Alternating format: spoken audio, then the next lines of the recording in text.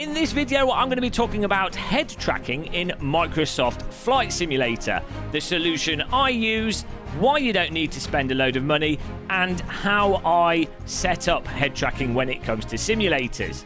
Fasten your seatbelts, let's get flying. Welcome back to the Gamer Muscle YouTube channel. Click that like button and subscribe if you enjoy bold gits playing flight simulators. Okay, so as you can see on the screen here, we are in Microsoft Flight Sim, and on the left-hand side, we've got superimposed over the top, Face Track No IR. Because, yes, I'm not using Track IR, I'm using Face Track No IR, which I believe was formerly called Free Track No IR. Now you do have to pay, I think it cost me $3.50 to buy, which I think is totally reasonable. It supports the development of it, and this is what I use, mostly because Track IR is like £150 to £200 and completely out of stock. So good luck getting it, even if you want to spend the money on it. This Face Track No IR works perfectly fine for what I use and what I like to get out of face tracking. So personally, I would just get this instead of Track IR. Though Track IR is more streamlined. If you just want to plug something in, you don't already have a webcam or anything, Track IR might be a good way to waste money but get good head tracking. So this Face Track No IR, in order to get it to work, you do need a webcam, and I believe you could alternatively use a phone to link a phone into it. But ideally, you use a webcam, and webcam that's got a frame rate of at least 30 Hertz. So in this case here, I'm using a Logitech C920, but any webcam with 30 Hertz should do the trick, and you do need to put the webcam relatively close to you for it to work optimally.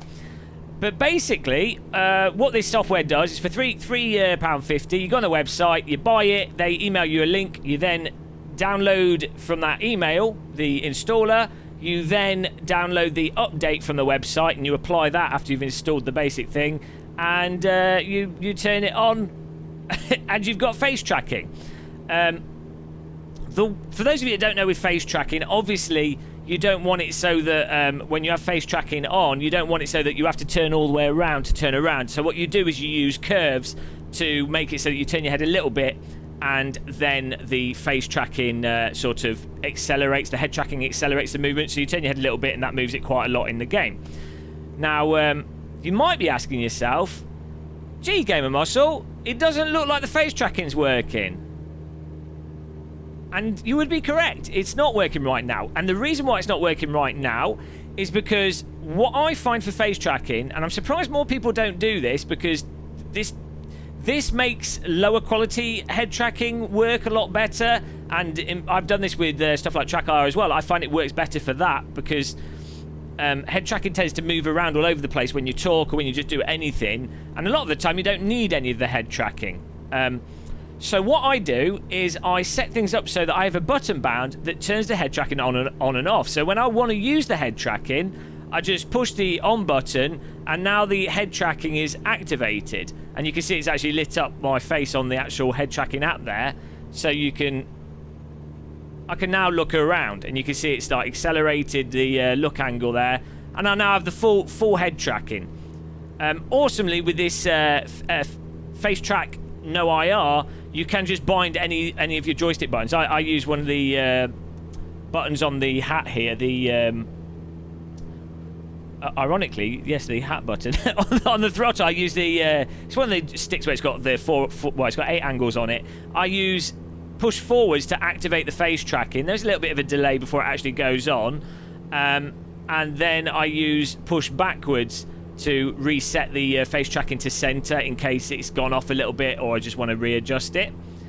But having it like that just means that you've got basically you've got a button you push on your device that allows you to activate the face tracking when you want it, and then deactivate it when you don't want it.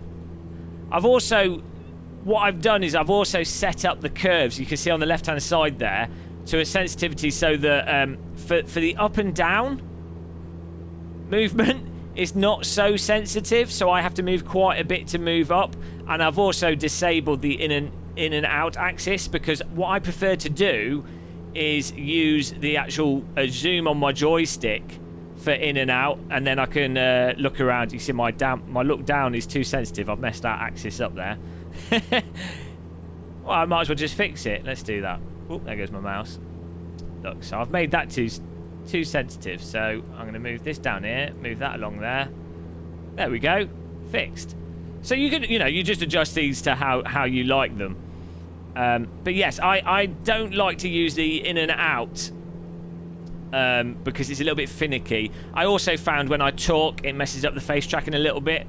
So if you're doing videos and stuff, having been able to turn it on and off is definitely very handy. Also, I bind a reset button in my cockpit so I can reset in the simulator the default beginning position that I've got set in the sim, which you set through the camera settings in Microsoft Flight Simulator.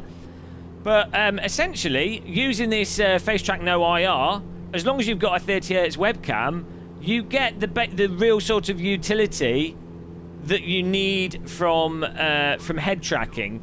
And what it does mean is when you're coming into land at tighter airports, or when you want to just look at your dials quickly without having to flick through loads of predefined screens, it's enough that you can use it to have a little quick gander and really admire the dials and the details in the cockpit and what you're doing. It's easier controlling it with your neck than it is controlling that using this and like sort of moving around using the view buttons on the joystick. I do still have the view buttons on the joystick. I do find that handy to have as well, but the more I use the free track or the face track, the less I need to use those buttons to really see what's going on. I think personally as well, I want to adjust the height a little bit more. So what you find doing in a plane a lot is looking over the bonnet, the hood, the cowl. You look at that a little bit to see how it lines up with the runway that's below. If you're having a little look to the side, I do have side tracking on. Apparently, I'm Harry Houdini. I can put my head through glass. Wow, what a talented pilot! But yeah, being able to do this sort of parallax movement is really handy for making sure you're lined up with a runway. Yeah, so I'm pretty happy with how I've got this set up. By all means, copy the curves I've got here. That's everything that's all set on the screen there. Basically, is all you need. We've got the translation curves here. Hang on, click them there. So you could just fiddle with it to your heart's content. I do think with the Face Track No IR, you probably will fiddle with it a little bit more. I mean, I guess you could just use my settings. You wouldn't have to than you would with Track IR. Track IR, as I say, out of the box, the fidelity of the track is better and their software's a little bit better. But this, though it doesn't look as pretty, effectively works as well. And this emulates Track IR and all the other tracking solutions. So if a game supports Track IR, Face Track No IR will work with it as well. I actually also have this smoothing setting on quite high here, which most people probably want lower. As I say, the main reason I have that set high is because I do a lot of talking whilst flight simming, and talking messes up the tracking a little bit. But yes, as I say, you can also plug in a mobile phone into it if you don't have a webcam, and there are some other solutions out there. And I highly recommend, until there's VR supporting Microsoft Flight Simulator, having a head tracking solution is just really, really handy, really useful for just looking around the cockpit and awareness. So one of the biggest aspects of real-world flying, especially VFR in small aircraft, is awareness of what's going on around you. It's probably actually the procedure of awareness in something like Microsoft Flight Simulator, along with route planning from looking at the ground details. That's probably the two things that Microsoft Flight Simulator can potentially simulate flawlessly, like absolutely perfectly to reality. Procedure of VFR, looking at the ground, procedure of being aware of what's around you, flying the plane, and then understanding what's going on with the dials and everything, but awareness.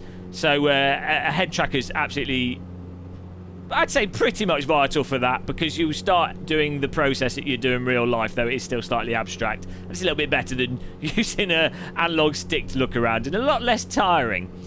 But yes, I don't know where Porridge. I'm in Croatia here. Porridge Airport should be somewhere over here. I think I'm a bit far away from it. Should have gone for a jet plane.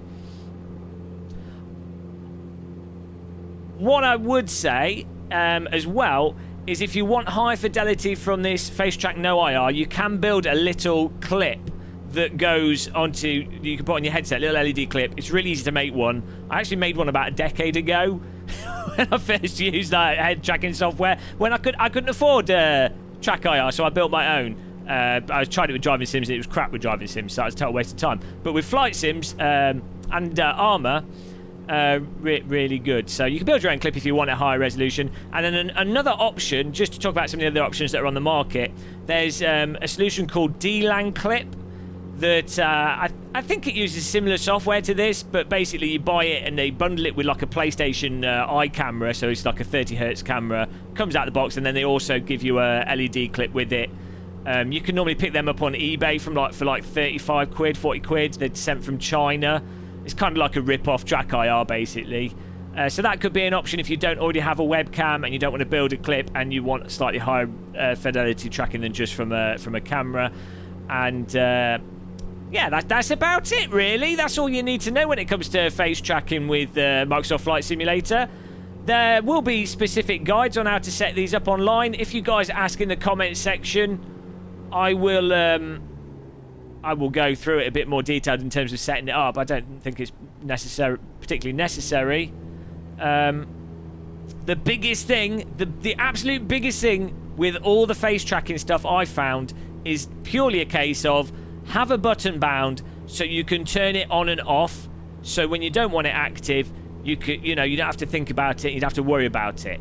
That to me then allows you to have your sensitive curves and stuff and have it a bit more what would be annoying if it was doing it all the time. It allows you to get it set up even better, so you could just turn it off when you don't want it and have it on to exactly what you want when you do want it.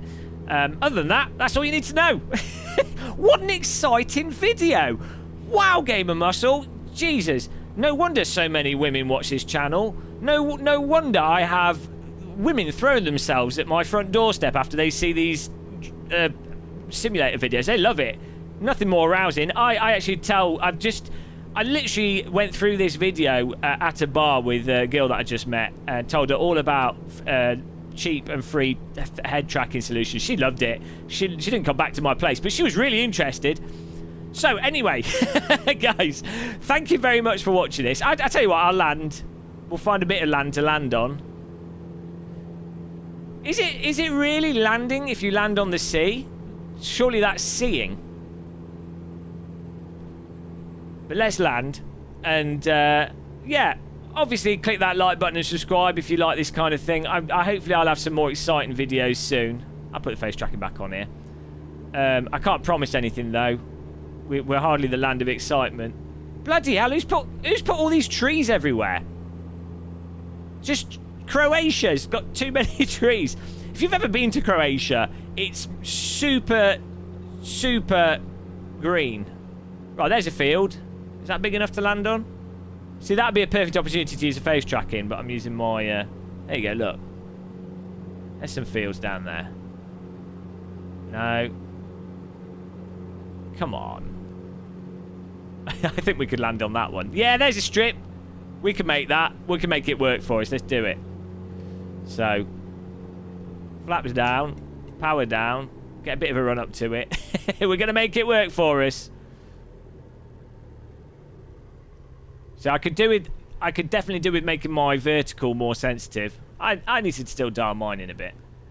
Right, okay. Definitely could dial it in a bit better here. Right, we got this. This plane falls like a brick. I find with the face tracking or head tracking, it disorientates you from the plane a little bit. Unlike VR doesn't, but head tracking can disorientate you from the aircraft. Oh god! Ah, jeez, ground effect lifted us there. I haven't got my rudders bound. Oh, smooth landing. Yeah. So one thing I found, because head tracking by its nature isn't one-to-one, it's not like totally smooth, whereas VR is. So you do have to, there's fiddling to get it absolutely perfect, and obviously I need to fiddle a bit more. But yes, hopefully this video was useful for you guys. Click that like button, subscribe. But until the next one, happy flight simming, happy sim racing, and goodbye everybody.